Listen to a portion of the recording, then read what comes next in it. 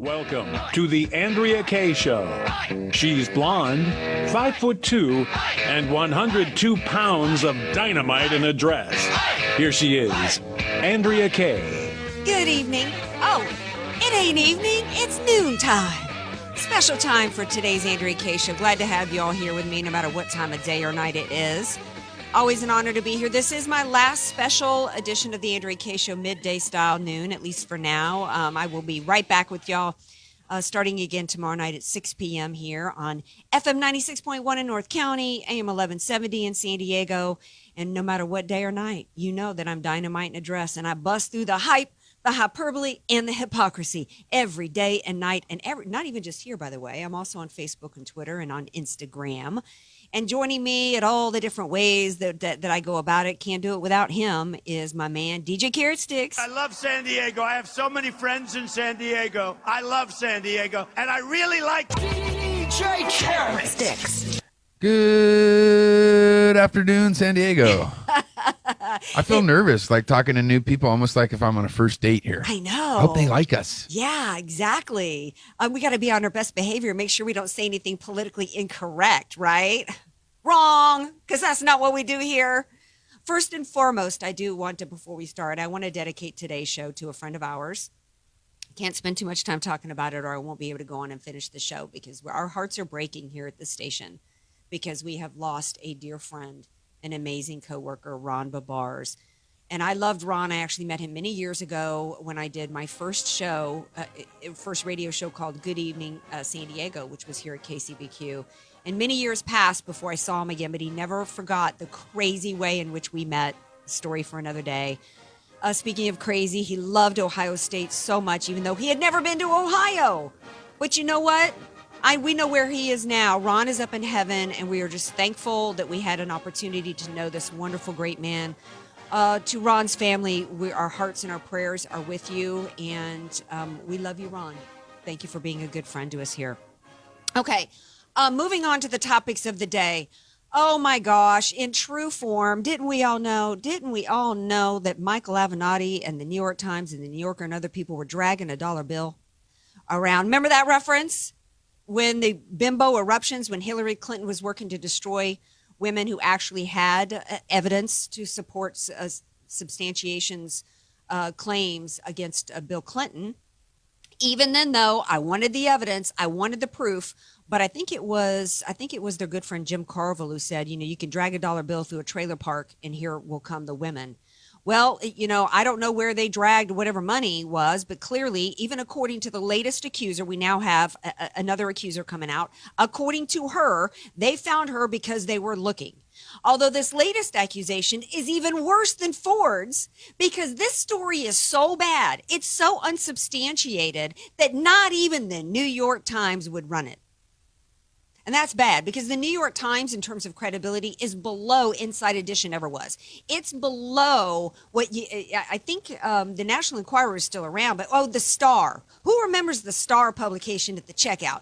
That was the one that always showed the half dog, half, mermaid on the cover, that there were supposedly reports, witnesses. That's the credibility of the New York Times at this point. They wouldn't even touch the story with this latest. But I'm glad it happened, because it conjured up images of everybody with Fonzie wearing a leather jacket and water skiing over sharks, which was when everybody knew that the TV series Happy Days was done. That's where the phrase jumped a shark comes from. And they have jumped a shark with this. It is time for the Republican Party to do what they should have done in the outset. Ford was never supposed to. Let me back up. Ford has finally agreed to come Thursday. Did anybody believe? As incredible and unbelievable as this latest accusation is the idea that Ford was ever going to come and show up Thursday. The delay about her coming out here was to pave the way for more accusations as to give her a cover so that she doesn't have to testify. Because now it's about, look at this. We've got multiple accusers now. He needs to back down. He needs to Herman Cain the situation and slink off. That was always the play. And what Grassley should have done day one, because anybody could see the play, even without seeing the playbook, is he should have said to Feinstein, if you have anybody who thinks that they have a claim of attempted rape, which is a crime and a felony, that individual needs to immediately go to the police department in the DA's office in Maryland, with which there is no statute of limitations, and file a claim. We're going forward with our vote last Thursday. That's what Grassley should have done. No, instead what Grassley did was he continued to make ransom payments to an organization, the Democrat Party, which is who's behind every bit of this. He's made ransom payments to them, and they just keep coming back for more money. More and more and more and more and more. And in the course of the cover, we now have Michael. This is how, remember when Michelle Obama said, when they go low, we go high? How low has it gotten? It's gotten so low that Frank Rich yesterday tweeted out, well, in retrospect, it's really disgusting now that Kavanaugh coached girls basketball. Clearly, you know what that implication was. And now we've got Michael Avenatti, the porn lawyer. He wants to go. See, they're trying to keep, the reason why none of these accusers have gone, especially Ford, to a DA's office, because they were never supposed to answer any questions under oath. They can't answer any questions under oath. They would end up being on the receiving end of false charges, arrest. So now Michael Avenatti with an incredibly disgusting allegation that this man was a part of a team to try to set up rape trains is beyond disgusting and foul. Kavanaugh says he's not backing down. He put out a letter, and I'm going to read it because we've got about a minute and there's time. After the break, we've got Tom Debacaro is going to be here, and I want to hear from you guys. 888-344-1170. 888-344-1170. Kavanaugh says he's not backing down, but will the GOP do the right thing and stay strong with him and support this man? Here's what he said. Dear Chairman Grassley and Ranking Member Feinstein, what a gentleman he is, because I got some other words. I've got other ways that I would open that letter to Feinstein. When I testified in front of the Senate 3 weeks ago, I explained my belief that fair process is foundational to justice and to our democracy. At that time, I sat before the Senate Judiciary Committee for more than 31 hours and answered questions under oath, while he was being attacked, by the way, by all the bystanders and everything that was going on. I then answered more questions at a confidential session. The following week, I responded to more than 1,200 written questions, more than have been submitted to all previous Supreme Court nominees combined. Only after that exhaustive process was complete did I learn through the news media about a 36-year-old allegation from high school that had been asserted months earlier and withheld from me through the hearing process. First, it was an anonymous allegation that I categorically and unequivocally denied. Soon after the accuser was identified, I repeated my denial on the record and made it clear that I wished to appear before the committee. I then repeated my denial to, it's not much longer, stay with me. I feel like it's important for this man to be heard because everybody's yammering about these accusers and their smears being heard. This man deserves to be heard. Under criminal penalties for false statements, all of the witnesses identified by Dr. Ford as being present at the party she describes are on the record to the committee saying they have no recollection of any such party happening. I asked to testify before the committee, again, under oath, as soon as possible so that both Ford and I could both be heard. I thank Chairman Grassley for scheduling that hearing for Thursday. Last night, another false and uncorroborated accusation from 35 years ago was published. Once again, those alleged to have been witnesses to the event deny it ever happened. There is now a frenzy to come up with something, anything that will block this process and a vote on my confirmation from occurring. These are smears, pure and simple, and they debase our public discourse, but they are also a threat to any man or woman who wishes to serve our country. Such grotesque and obvious character assassination, if allowed to succeed, would dissuade competent and good people of all political persuasions from service. As I told the committee during my hearing, a federal judge must be independent, not swayed by public or political pressure. That is the kind of judge I will always be. I will not be intimidated into withdrawing from this process. The coordinated effort to destroy my good name will not drive me out. The vile threats of violence against my family will not drive me out. The last-minute character assassination will not succeed. I have devoted my career to serving the public in the cause of justice, and particularly to promoting the equality and dignity of women. Women from every phase of my life have come forward to attest my character, and I am grateful to them. I owe it to them and to my family to defend my integrity and my name. I look forward to answering questions from the Senate on Thursday. We're going to take a break. We come back. We want to hear from another great, brilliant legal mind, Tom Debacaro, and I would love to hear from you, your thoughts on this. 888-344-1170. Welcome back to the Andrea Kaye Show today. 888-344-1170 if you'd like to chime in. The question of the day is, Kavanaugh ain't backing down. He says he will not be caned. No threats, no smears, nothing is going to run him off. But the question now is the GOP going to stand strong with him? Are they going to put an end to this and actually hold the vote? Ford was never going to testify, and she won't show up on Thursday. Avenatti porn lawyers trying to show up and turn this into an even further, even worse circus than it has been already, and it needs to end now. Joining me to discuss this is Tom Del Beccaro. He's been on the show many, many times. An attorney himself, a former Senate candidate here. Oh gosh, how we wish Tom Del Beccaro, if we had not had these jungle primaries, Tom would be representing us in D.C. today. He's also a Forbes contributor and author of many great books, one of which is A Divided Nation. Hey, Tom, welcome back to the show. Or The Divided Era. Hey, and Divided Era. Thanks so much for having me on. All right, so we have... as anticipated, as expected, we've got another accuser that has come out. The story is so bad, so without any credibility that not even the New York Times would run it. So the New Yorker ran it with no witnesses. This was a woman who, even by her own accounts, had to call around to her friends and to ask, whether or not they remembered it. I mean, I can, here's what the Times said. This is from the article itself. The Times had interviewed several dozen people over the past week in an attempt to corroborate her story and could find no one with firsthand knowledge. Ms. Ramirez herself contacted former Yale classmates asking if they recalled the incident and told some of them she could not be certain that Kavanaugh was the one who exposed himself. I could imagine me calling one of my sorority sisters, say, hey girl, you remember all them years ago at the toga party at the SAE house after we all drank like a gallon of pink punch made with Everclear? You remember when somebody whipped it out from underneath the toga? Who was that? Yeah, this is ridiculous. I remember... Not that ever happened, by the way. Not that I ever went to toga parties with Everclear punch. Go on. I remember during the Kavanaugh hearing saying to myself, if you think this is bad, then this is what it would be like if they took over the House. Because this is the kind of thing they want to do. Ever since during the Obama administration, they literally ramped up racial tensions to get their way.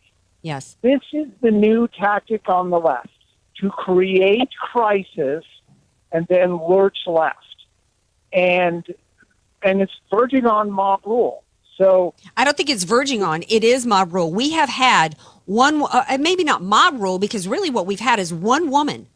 One woman sends a letter to Feinstein, which nobody's completely read, by the way, with unfounded accusations, and that one individual has created a constitutional crisis in this country. Let me disagree with you. All right, at your peril, my friend. I don't have any doubt that this was a orchestrated strategy by the Democrats in D.C. They got the letter. They knew that it was as soon as Kennedy stepped down, they knew that Trump was going to get someone on the Supreme Court prior to Election Day. They got the letter in June. They knew if they brought it up right away, they could either replace Kavanaugh or debunk it. So they held the letter back and created this frenzy. And what the far left is doing these days is shouting down the opposition by shaming them. Look at the senator it's shameful to even call her a senator from Hawaii. This is what they rely on, the public doing this sort of thing. So this was orchestrated all along. The important question is the one you continue to ask. Will Republicans hold a vote? You don't even need a committee vote, by the way. It could be brought to the floor tomorrow. Mitch McConnell could bring it to the floor tomorrow and vote him in. But will they pursue this? Because this has been orchestrated. And the reason why this is orchestrated is because the Supreme Court is a huge deal to the Democrats because they get social justice rulings out of the Supreme Court. And if that's taken away from them, Right. To them, that's catastrophic. Right. Well, what they have done is over the years is, I think it was Ben Sass who said in the hearing that the left is lazy and the Congress is lazy. And so they've allowed the Supreme Court to legislate. Incorrect. I'm not surprised it was Ben Sass who said something that weaselly. He's trying to act as though he's busting everybody when he's being a lying, phony fake. The reality is they have allowed the Supreme Court. They've actually pushed for the Supreme Court to legislate because once it gets done through the Supreme Court, it's considered precedent. The P word, the most important P word.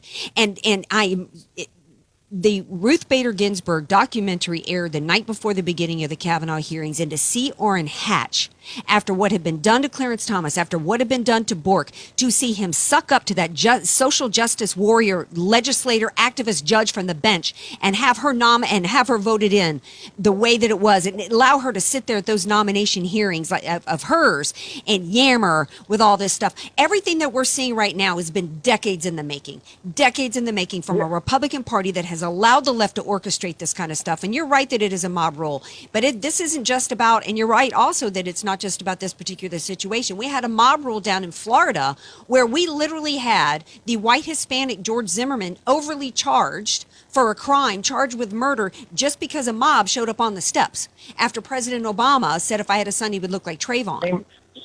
Same with Baltimore. And they fund these things, right? George Soros funds these things. And what's really important here is the reality that if they let this go through, if they back down from this, they're going to do it. I'll tell you, in March, I warned the officials in the RNC and otherwise that their strategy is going to be that taken from Roy Moore. Yeah. Attack, see if they cave, see if you can win, and then move on, because they don't care about the people involved. Of course you never hear any more about Roy Moore or any of the alleged women involved. That's not the goal. The goal is to derail or defeat, and this is what they're going to do. So there's many levels of concern here beyond whether or not somebody gets on the Supreme Court, because if on this flimsy of evidence that the Republicans are willing to back down, then this is going to happen again and again because it's even bigger than that. I mean, it's already happened again and again, and the Republicans cave. Herman Cain should have never dropped out of the race because of these women that were paid for by liberal operatives. He should have never backed down. The Republican Party should have never stepped away from Roy Moore. They should have said, same thing as Grassley should have said here, day one. You feel like you've got some criminal complaint about an individual, you don't take it to a politician. You don't bring it into the political arena. You take it to the local police officers and the local DA. That's what Grassley should have said day one and kept to the vote to that specific day. No, he started making ransom payments to the people holding this country hostage. And now here we are. And then McConnell, I guess, according to the listeners, there was speeches this morning as you and I have been talking, and McConnell saying they're having the hearings on Thursday, even though Feinstein has said, she wanted an end to the hearings. No, they should be holding a vote. They are continuing to allow, what are the point of elections, Tom? What is the point of elections? This is about this Republican. We have the White House. We have both houses of Congress, and yet the Democrats are still controlling everything. And we are 40-something days away from a midterm. If they want to, some people are saying, well, this will rally the base. I think it will suppress the base because they're going to throw up their hands and go, we already went to an outsider, Trump, because the Republican Party was betraying us. We got Trump. We have both houses of Congress. What's the point? An argument can be made for both ways, which is why I'm having trouble predicting this first midterm. 8 years ago, I predicted Obama would lose 65 to 68 seats, and he lost 63. I was probably the only one in the country who had measured it that high, and I'm having trouble predicting this. Will this push the base out? Pence was in front of a huge evangelical Christian gathering and said, don't get lazy or don't take anything for granted. And the Republicans are having trouble. On the other hand, Gallup says this is the highest in over a decade that Republican affiliation has been in the country. They're at a higher Republican Party approval rating is higher than the Democrats right now. So it's very hard to read. Can I step back into more about Kavanaugh? Here is a woman that said 4 people were at an event, and none of them have corroborated it. And he's going to walk in there with a calendar saying, hey, here's what I used to do. I calendared everything. Nothing's on it. From 1982. Mm-hmm. And she is going to come in there and tell a dramatic tale if she actually shows up. To be sure, she will cry. She will say all of these things, yet there is still no logical corroboration of it. And so then the question becomes, just like, by the way, Anita Hill did, and then the question becomes what the Republicans do. Now, the Clarence Thomas hearings changed when Clarence Thomas, an African-American, came out and said, this is the lynching, this isn't America. And the Democrats, who had a 52-46 vote margin in approving him, got scared. The question becomes, will the Republicans get scared? And if they do, then I think you'll be right. Some on the right will say, what's the point? Well, yeah, because, if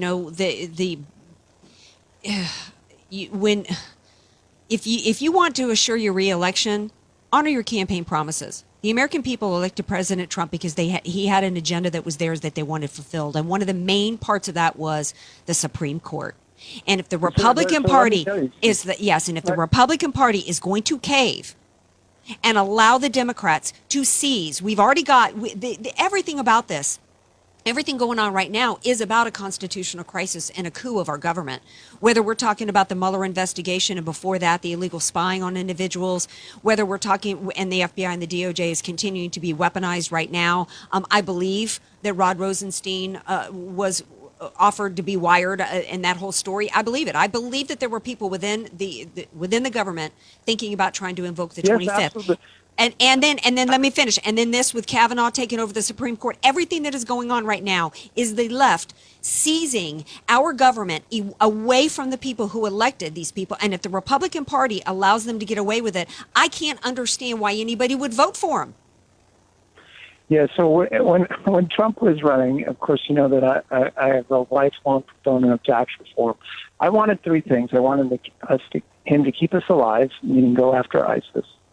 I wanted the tax reform, which I participated in, that you remember, over a year ago, and I wanted the Supreme Court, and I am so. This is a red line for me with respect to Republicans. I mean, this is their fight tooth and nail. They said they'd do anything to defeat Kavanaugh, and this is what anything looks like. And if the Republicans will cave on this easy, then they will see that it works, and Republicans will be in deep trouble. Yeah, and rightfully so, because I've been asking for a long time, what do? We are so vulnerable as voters. This is our country. This is our government. We're paying all the salaries for everything, and they continue to lie to us. And then they get there and fail to do their job, and they give us platitudes and excuses and all this kind of crap. And we just keep getting told. In 2010, it was, well, we got the House, but we don't have the Senate. Then they gave us that crappy Mitt Romney candidate in 2012.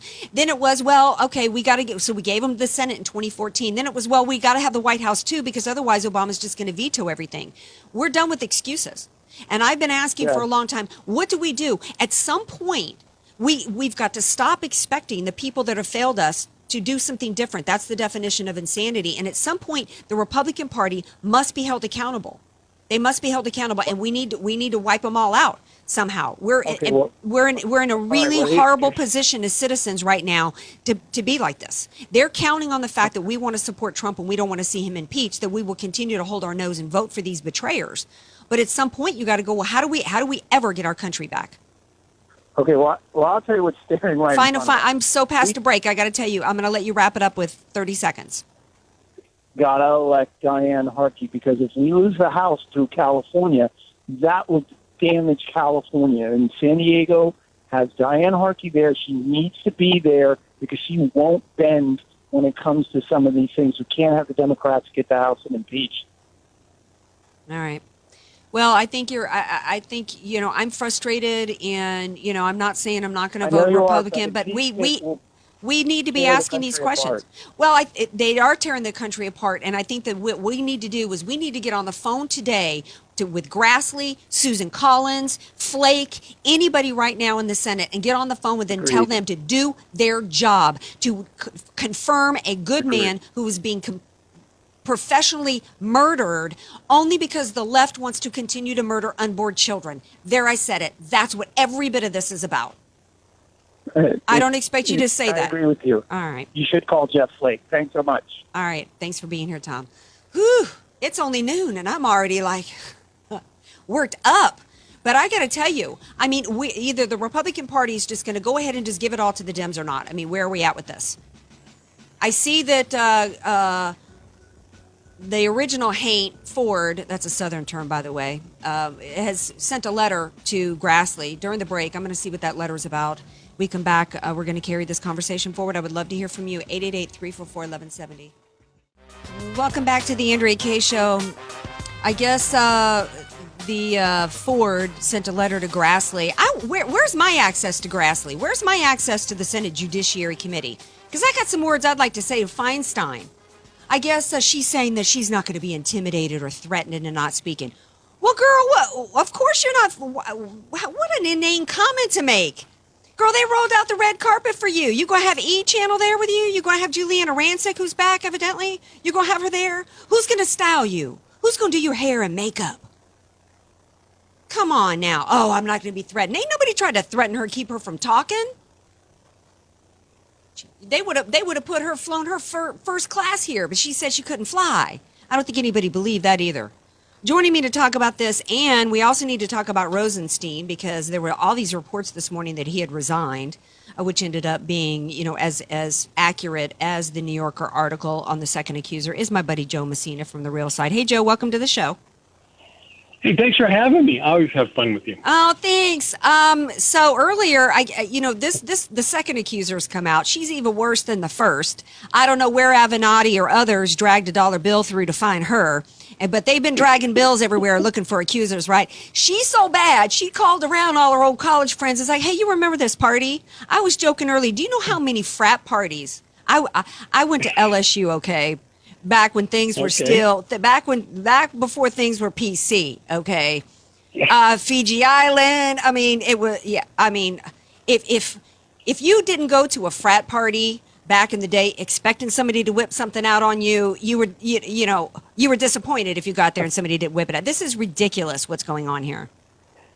Well, it was high school. I mean, how many days do you actually remember in high school? Now, people get mad at me when I say this, but I went to school in high school in the 70s. I don't remember any of it. Most of it was a blur. If you say, did you remember that party? I'd say, which one of the 312 that I attended do you want me to remember, right? And if you want me to remember one that I was actually sober at, well, I was sober when I went in, not so sure when I left. And to your point earlier, Avenatti, really? Yeah. The height of integrity, this man has come out and says he's got proof. You know, what was happening was his 15 minutes of fame and weighing down to about 4.5, and he wanted a little boost. No, this is an attack on, for all intents and purposes, this is an attack on a Boy Scout. Think about this guy. He was everything the left hates. A great man, a great father, a great husband, a true American, a true patriot, a constitutionalist. This was their worst nightmare. Right. And no matter what they did, they couldn't find anything against him. So these are the most egregious. And for clarity, and I'm sure you've already said this, no woman should ever be assaulted like this. No woman, no person should ever have to be assaulted sexually. Right. Well, the thing is that I haven't said that as a disclaimer because that makes me feel bullied. I don't want to have to say that not every Muslim wants to cut off my head.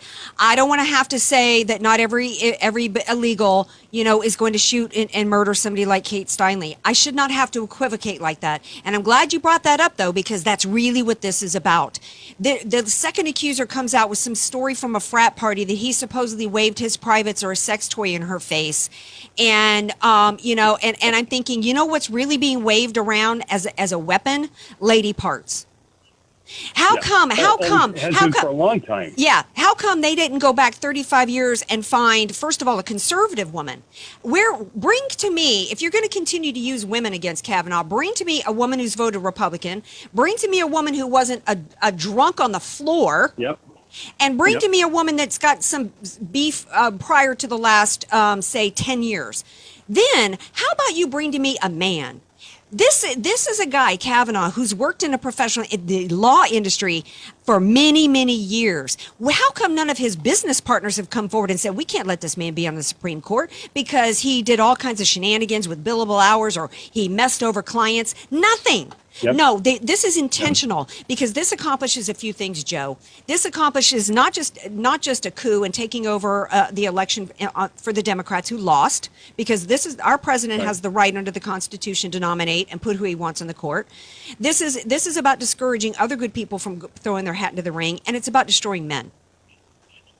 Well, and destroying good, solid men. You know, think again. I'm going to go back to think about this guy. Now, look at Ellison. Can we bring him up? Is that okay? Yes. I mean, here he is. He's beating on his women. He's dragging them out of bed. Okay. I mean, tirades of nastiness. And where's the outrage? Where's the call for him to resign or at least be investigated? What was that other one? If he won't ask to be investigated, he must be guilty. Yes. Why hasn't Ellison asked the FBI? Which is, I realize, is not what they do, but.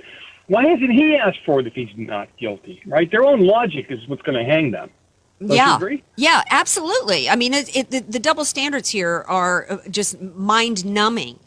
But the thing about, as a woman, I find so offensive to me is how they're using women and our gender, which, oh, by the way, it isn't supposed to matter. Aren't these also the same people that tell us gender is a choice? So maybe what Kavanaugh needs to do is self-identify as a gay woman, and maybe he'll get away from it. But this whole thing, from a cultural standpoint, you do a lot of segments on your show, and Joe's show is fabulous, by the way. The Real Side with Joe Messina, 6 to 9 p.m. He's on so many stations. Just Google him. You'll find him. He's everywhere.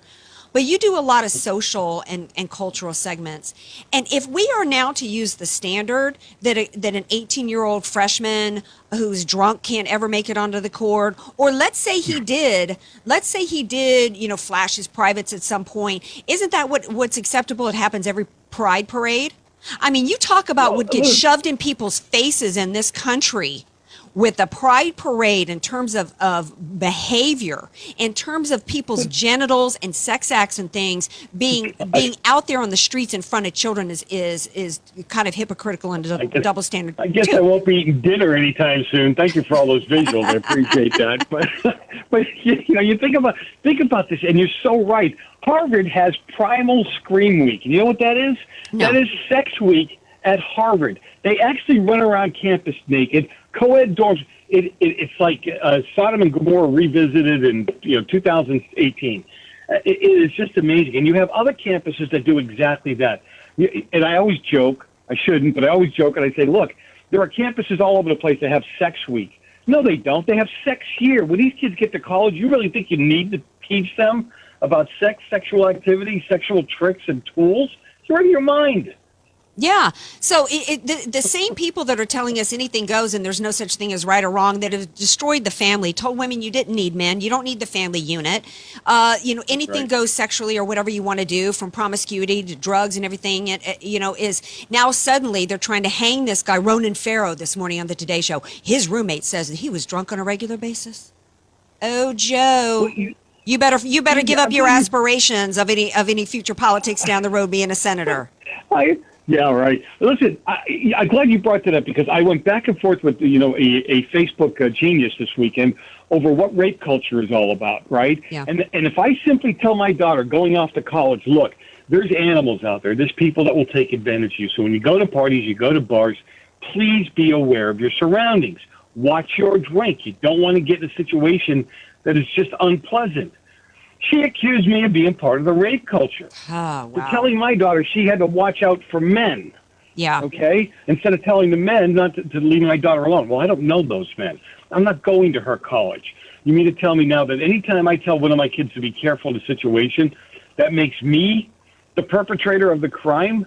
Yeah, wow. You can't smoke enough crack to make that happen. Yeah, I mean, you're probably a horrible dad, too, who tells her to lock her doors at night, not, drive down, dark roads, with no gas left in her gas tank, when she's alone at night. You horrible man, but you know what?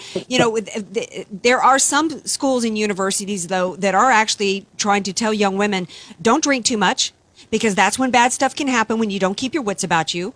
Don't go into bedrooms with boys and shut the door. You know, there's some that doesn't mean that a woman deserves what's happened to her, but you can invite. You don't put your, in the words of the great Don Rumsfeld, and I'll leave you this: people who put themselves in harm's way put themselves in harm's way. You've got to be smart. You know, I don't sift through my car keys standing next to my door in a dark parking lot at the grocery store either. Right? No, it's funny. It's funny you said that, because I said to my daughter, "Have your keys in your hand. Have them ready. If you have something, an emergency button of some kind, have it ready. There's nothing wrong with that." Absolutely. So So anyway, well, I wish we had more time, my friend, but it's always great to have you here. Joe Messina from The Real Side with Joe Messina. All right, now we come back. We're going to take a quick break. We come back. Really not a whole lot to this Rod Rosenstein story, but we are going to talk a little bit about that and what might be happening coming up. And if you feel like chiming in, the last segment, 888-344-1170. Welcome back to the Andrea Kaye Show. This is my final noon edition, at least for now. I'll be right back here tomorrow night at 6 p.m., 6 to 7 p.m. on FM 96.1 in San Diego, AM 1170. TheAnswerSanDiego.com. We got the app. We everywhere. We everywhere, like the Dems are, trying to find somebody else that they can come up with some accusation. In the meantime, speaking of fake news, I kind of fell for it today. It sure seemed like the reports were that Rosenstein had announced he had supposedly had indicated that he was going to resign in advance of Trump firing him. I don't know if the reason why the media picked it up was so much that they wanted to see. I think everybody accepted it as fact because it would make sense, right? I mean, this is a man who signed his name to phony FISA warrants that involved the illegal spying of the opposition party campaign. He has no business. Legally, he has no right to be overseeing an investigation in which he is a witness. Then on top of it, there's revelations that come out that were corroborated by Lisa Page that he supposedly offered to be wired to help try to invoke the 25th Amendment to unseat. We're talking about a coup attempt here.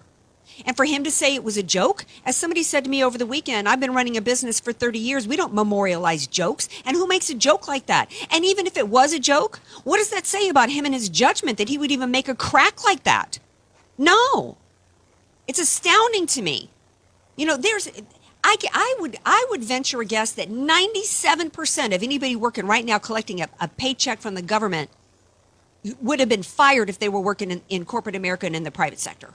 Because the incompetence, the lack of integrity, the lack of character, everything that's involved in the sense of entitlement that they can just do whatever they want to do and get away with it. We saw that out in the Project Veritas videos. Oh, you can't fire a federal employee.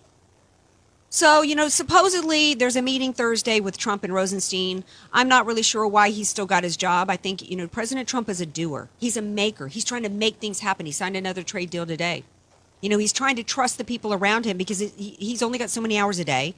He was an outsider who came in. He did not have a large number of people machined behind him.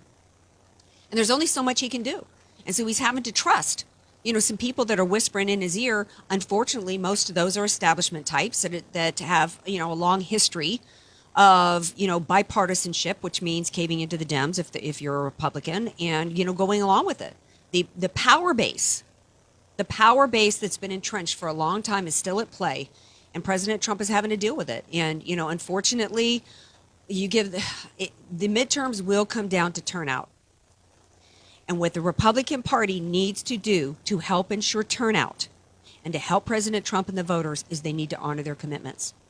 They need to not have some sham of a hearing on Thursday. They need to vote for Kavanaugh, and they need to put him in and seat him starting October 1 on the Supreme Court.